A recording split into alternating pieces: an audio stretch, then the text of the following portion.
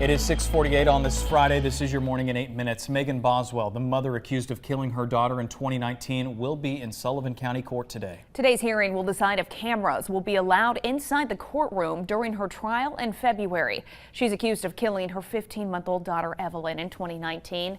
Evelyn's remains were found on property belonging to a family member. Boswell faces 2 counts of felony murder, child abuse, neglect, and lying to authorities. State prosecutors say they'll seek life in prison. Her trial starts in February. And right now, charges are pending this morning following a deadly bicycle crash on Harriman Highway. We told you about this story yesterday. THP says driver Sheldon Hickman hit cyclist Amy Hicks on Wednesday night. According to THP, Hickman initially left the scene but later came back. We'll let you know if any charges are filed. And a driver's facing charges after almost hitting a student getting off the school bus. Take a look at your screen. This happened in Frankfort. You can see that SUV, that kid dodging that SUV narrowly. Surveillance video caught all of this on camera. The driver speeds past him. They later caught that driver, who is now facing charges. 2 people are facing child abuse charges this morning. Police say they overdosed in a car with a child in the back seat. Officers found Timothy Hook and Amber Cox in the parking lot at Emory Children's Hospital. After receiving Narcan from hospital staff, they admitted to officers they used heroin before driving their child to the hospital for medical issues. Well, guns, drugs, and cash are off the streets this morning after deputies from the Hamilton County Sheriff's Office searched a Morristown home. Deputies searched the home of Travis Krieger in Sonoria Lane. They found substances like meth and fentanyl. They also found guns and more than $2,500 in cash. No word yet on the charges they're facing. And a sentencing date is set for a Knoxville man convicted on 38 charges. Prosecutors say Darren Wayne Smith sexually abused 2 girls for years. The district attorney's office says the abuse started for one girl when she was just 7 years old and for another when she was just 10.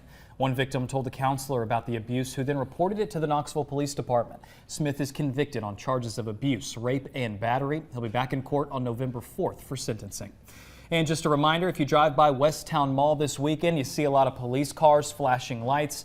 Knoxville police say do not worry. First responders will be using the mall and UT Medical Center on Sunday night to train for active shooter scenarios. It'll start after the mall closes around 7 o'clock. Everything should wrap up around 11. And a new memorial sits on the UT campus this morning, honoring the men and women who died serving our country in the line of duty. You'll see the names of 365 people who all worked or went to a school in the UT system. The temporary memorial is located on the pedestrian mall, with a permanent one being built right now made out of marble from right here in East Tennessee. And cancer treatments can really take a toll on the body, but what if there was a more targeted type of therapy to help the cure? Yeah, that's being researched right here in East Tennessee at the Oak Ridge National Lab. Scientists are working with a chemical element that releases radiation as it breaks down and becomes more stable. It's called radium-223. Officials say this research could potentially provide a more precise treatment to cancer. So far, no timetable is set for the therapy to be made public, but you can read more about this in the WVLT News app. And right now, President Joe Biden is approving a major disaster declaration as most of the island of Puerto Rico is still in the dark this morning. The move allows more funding to the island and grants for temporary housing. Hundreds of thousands of residents still without access to clean water days after the storm hit. The U.S. military helped distribute bottled water to victims. And with much of the island still without power, drivers waiting in long lines to get gas for their generators, President Biden says the federal government will pay for 100% of debris removal on the island. The special master in the Mar-a-Lago case says that Donald Trump's lawyers have until the end of the month to raise any disputes about the materials taken from the estate, including whether they believe FBI agents lied about what was taken.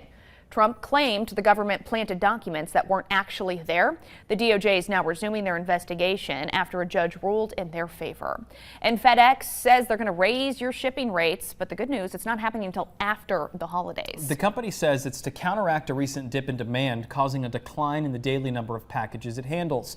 In its earnings release, the company says it will raise prices for most of its services by around 7%. It also says it hopes to save over $1 billion by reducing flights. The new plan will take place in January.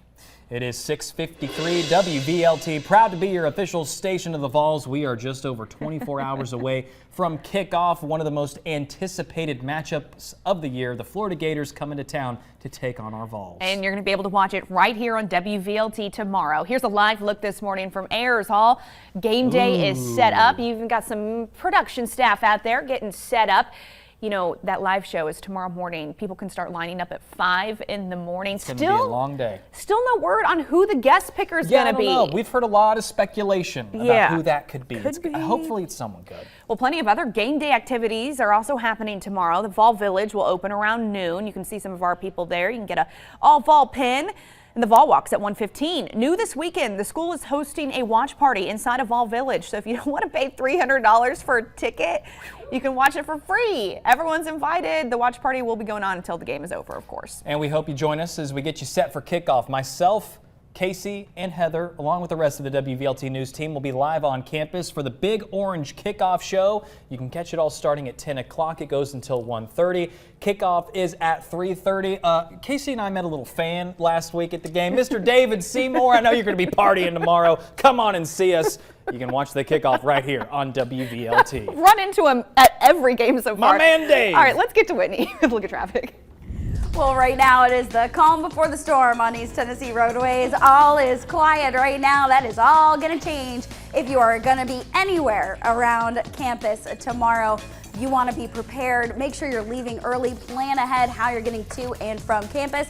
Now, Neyland Drive is going to be the busiest route, so here's what I recommend. Consider taking Cumberland Avenue, Philip Fulmer Way, Joe Johnson Drive to Volunteer Boulevard. Those are going to be your better alternates as opposed to getting on Neyland Drive where it's going to be a mess. Now that traffic flow is looking pretty light as you're getting out the door on this Big Orange Friday, so it is a great start to this day.